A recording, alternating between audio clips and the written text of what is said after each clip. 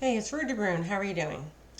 Well, it's been a week since I've last talked to you, and the good news is, of course, that it took my face is basically healed up. It took about 9 days for all that dead skin to peel off.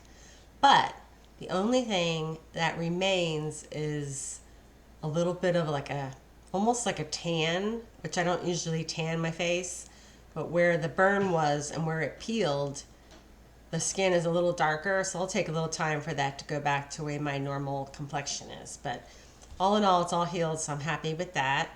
And just wanted to tell you what happened to me last week. I got a call from our mortgage company, and I normally mail the mortgage check probably a few days before the first of the month. So it gets there in time for the period, either gets to be there before or between the period where they'll say they're going to charge a little bit more if you're late. So it's usually like if they receive it past the 15th, it's late. Well, I always mail it in plenty of time. So, anyways, um, they called me on Thursday and put me in a panic, and they said, we never received your mortgage payment, and I put it in the mailbox.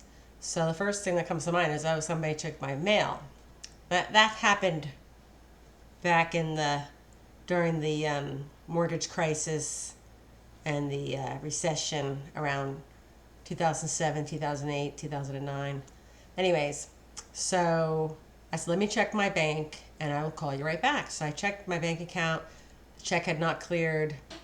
And then I called them back that evening and said, hey, should I stop payment on that check? And you want me to pay you over the phone, all that. And they said, don't stop payment on the check. We'll probably receive it. You're just going to be ahead of your payments because of the recent gas shortage.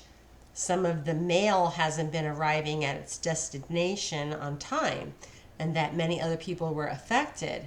So it's amazing how the gas shortage that happened because of the ransomware on the major gas company in the East Coast, how it trickles down and affects so many people. So they said that I'll just be ahead of the game, but I had to pay them another check, and now I'll be paid through June.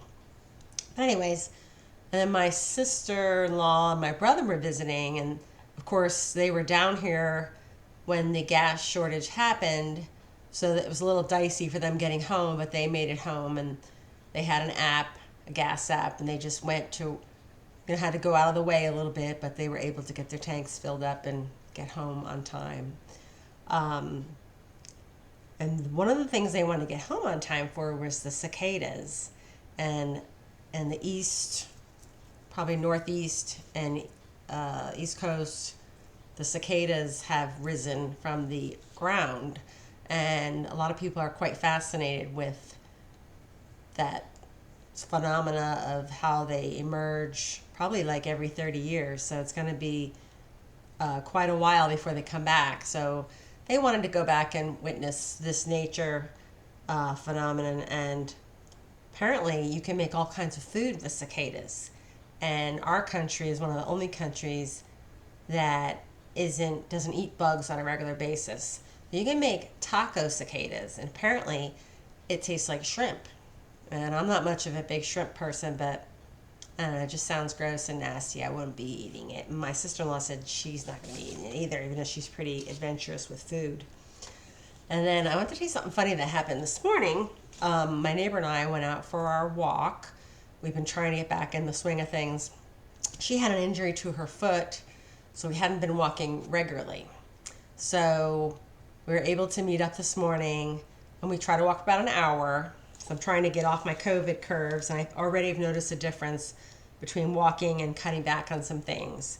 So anyways, there's this golf course near us that is going to be shutting down for renovation. It's a historic golf course, and Babe Ruth used to golf there, a baseball player. So anyway, they're going to renovate it, and they recently closed it to even any pedestrian or bike traffic, They closed the golf course maybe last year during the pandemic, and they never reopened it. And then now they've closed it because they're going to be demoing the buildings. But the funny thing is they're not going to be demoing the buildings till July. So we were going to just walk our usual route. And my neighbor said, hey, let's walk through the golf course trails because it's flatter surface, because you actually walk where the golf carts go. It's flatter surface and better on our feet and our backs. So I said, no, I don't think that's a good idea because it's closed. And she said, oh, come on. What's it going to hurt? There's nothing going on right now. Well, funny thing is, I told her, I said, I'm kind of been a do-gooder all my life. And she looked at me and kind of smiled and said, what are you talking about? Are you trying to tell me that you follow the rules? Not that that's gotten me anywhere, but yes, I follow the rules. I've tried to follow the rules most of my life, and that's the way I was the baby of the family, and that's the way my parents raised me. It doesn't mean my siblings followed the rules, but I followed the rules. So anyway, so she laughs and she goes, oh, come on, let's be a rebel today. I said, okay, fine. I was also worried about the alligators because I believe it's still mating season down here. And when you're walking around areas where they have large pools of water, like the man-made ponds and stuff, the alligators will travel from pond to pond looking for a mate. And normally they're out late, like dusk and dawn. But because it's mating season, they go out anytime they want because they're looking for a mate and traveling from pond to pond. So the chances of you coming into contact with one during mating season are greater. So I was a little nervous about that. She's like, come on, come on. So she was, it's fine. I've been to the Everglades. I know all about alligators. They teach you about alligators there. So I said, fine. So anyway, we go walking, and about maybe took me to chill out between about 25 minutes into our walk. And by that time, I'm all chatty and chilled out. And all of a sudden she goes, uh-oh. And I said, what?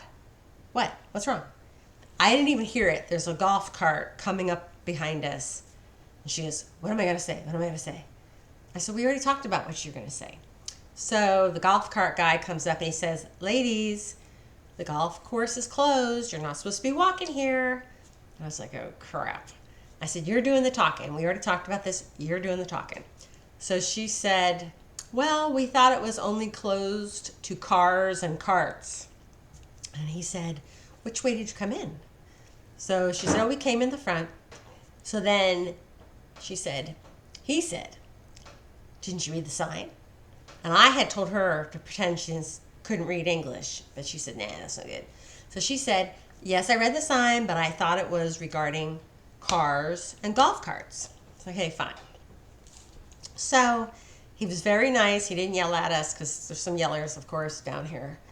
And I usually get yelled at if I get pulled over by a police officer or something. So I was thinking that we were going to get yelled at, but he was a really nice, laid-back maintenance fella that was just, he was like a ranger watching out for the grounds. They have like 350 acres there.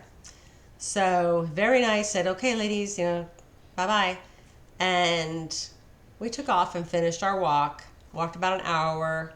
It was like 2.36 miles, which was good for us. And then I came back and gardened all day. And tonight I finished getting ready for tomorrow. I have the day off. We're having an installation of one of our front windows. It's a very large window. It's about the size of 3 windows. So that's going to be busy and noisy tomorrow.